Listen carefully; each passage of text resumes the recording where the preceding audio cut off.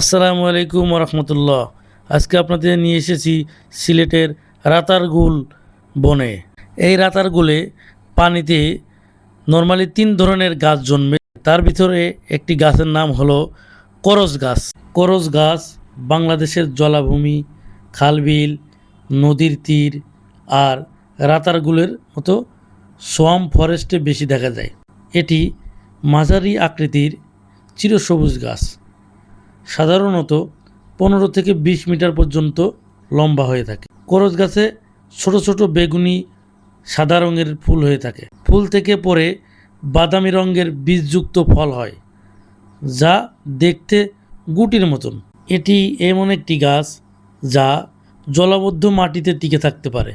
এর শিকড় নাইট্রোজেন স্থির করে, ফলে মাটি উর্বর রাখে।